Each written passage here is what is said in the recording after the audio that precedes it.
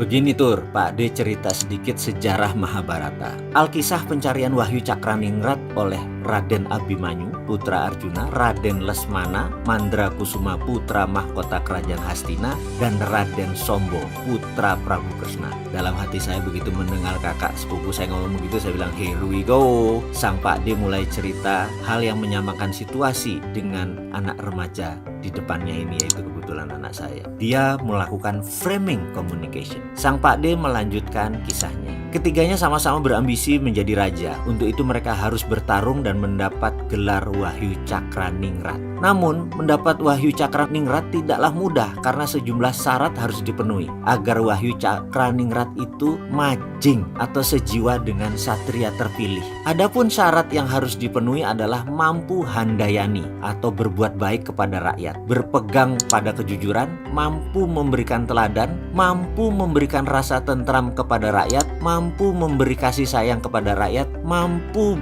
berperilaku amanah, mampu merekatkan seluruh rakyat tanpa memandang latar belakang agama, ras, budaya, serta harus peduli terhadap lingkungan. Ketiganya berangkat dari tempat yang berbeda. Mereka melakukan laku atau tirakat atau sebuah perilaku menjaga diri, samadhi. Raden Lesmana dikawal petinggi Kurawa seperti Arya Sengkuni, Resi Dorna, makan minuman lengkap tanpa ada kesusahan. Perilaku manja tersebut ternyata tidak membuahkan apa-apa, hanya membuang waktu saja. Dia tidak banyak samadhi, tapi makan minum dan hanya berpesta. Lain lagi putra mahkota Satria Parang Garuda, Raden Samba ini. Dia satria yang pemberani, juga ingin bertapa di dalam gua Gangga untuk meraih Wahyu Cakraningrat. Keberangkatannya seorang diri. Di tengah jalan Raden Samba bertemu wanita cantik yang merupakan bidadari utusan untuk menggoda. Ternyata dia gagal, dia tergoda sehingga gagal samadhinya. Betara Cakraningrat berbelok, tidak memberinya apa-apa. Raden Abimanyu atau nama lain Raden Ongkowijoyo, sebelum berangkat dia bertanya pada Punokawan, Semar Gareng Petruk Bagong yang merupakan bini sepuh yang bijak. Dia mendengarkan nasihat para Punakawan yang keturunan Betara Narada, yaitu Eyang Semar, di mana dia mendapatkan wejangan bahwa Betara Cakraningrat selalu mencari kurungan kencana yang bersih lahir batin,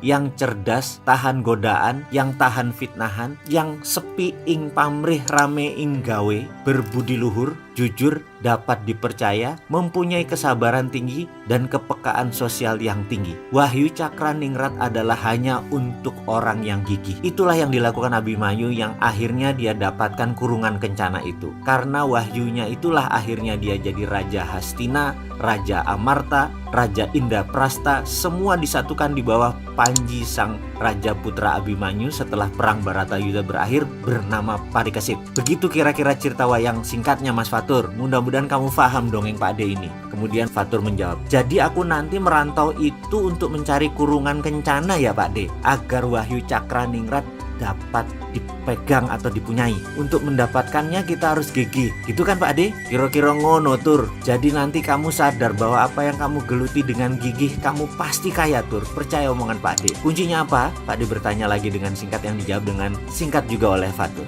Gigih.